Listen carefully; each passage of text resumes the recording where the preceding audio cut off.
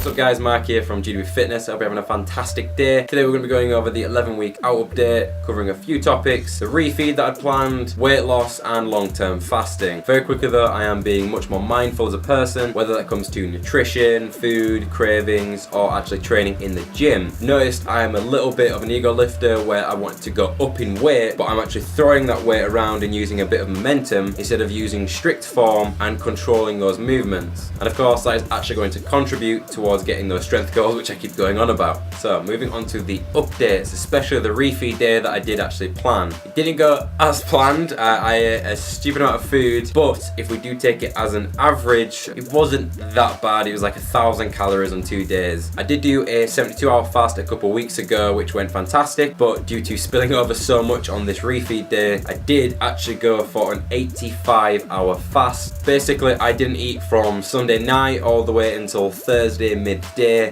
where I finally broke my fast. In comparison, on this cut, the lowest I've been is 177 pounds. When I had the refeed, I spiked all the way up to 189 pounds. Now the day after, I hit 184, so I lost quite a little bit. On the third day, I hit 180.5, and then on the fourth day, when I finally decided to break my fast, I hit 179.5 pounds. In comparison to where I am right now, bringing up to speed, I'm 177.2. I am 0.2 pounds more than what I was 2 weeks ago. To talk a bit about long-term fasting without going into too much detail, essentially I've got to lose 1.5 pounds a week to get myself to that weight goal of 160 pounds, and that'll be by October. Long-term fasting allows me to reduce my weekly calories so that I can speed up the process. The main point of long-term fasting isn't just to lose weight. There are a multitude of other benefits to fasting for a long period of time. Pretty much I'm on track at the moment. I'm actually just a bit ahead. I had to be 178 this week. I put a little table on the screen. That is essentially what I've got to hit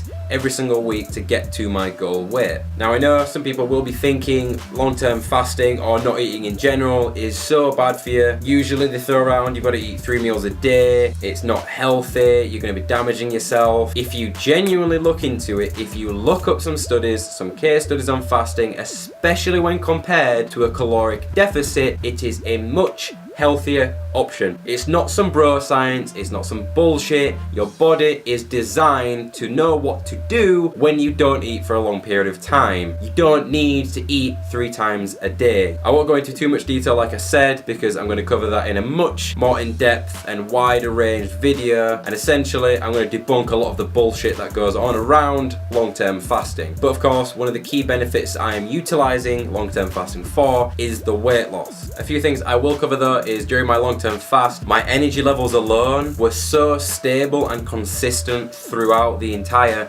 85 hours that debunks that you need to have 3 meals a day automatically. After the first day or two, it literally felt like any other day except not being hungry being the only difference. Stretching, meditation / relaxing all felt great overall. One of the things I did notice though is typically when you are on a caloric restriction or a caloric deficit, you'll drink quite a bit of water to try and mitigate that hunger. When you try and do that on a long-term fast, at least for myself, what I noticed was, well, 1, I wasn't hungry, and 2, it was just passing right through me. I was up and down, running to the toilet all day, but I wasn't hungry, so I wasn't getting bloated and feeling really full from all that water, since it was just passing right through me anyway. My mood and hormones were much better, and as you'll probably know, that is a big part for me, because when you're on a caloric deficit for such a long period of time, you do notice hormonal imbalances and you do start to get quite pissed off very easily. I mean, you'll even notice that your libido goes down, and that can be a big thing for people. I was noticing physical changes every single day when I was looking in the mirror, and you can actually see the weight loss happening where I could see my obliques coming in more, I could see my lower 2 abdominal muscles starting to come in and protruding a lot more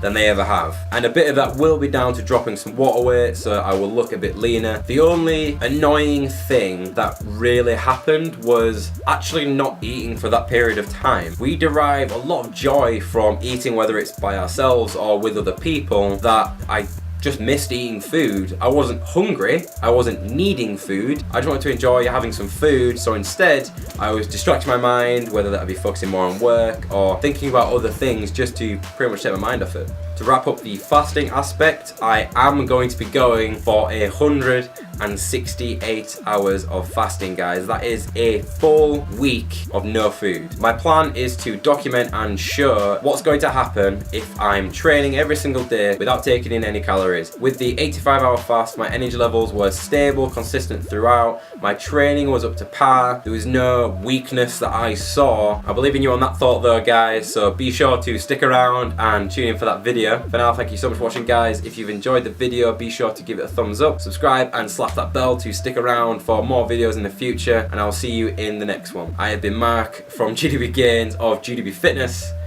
Peace.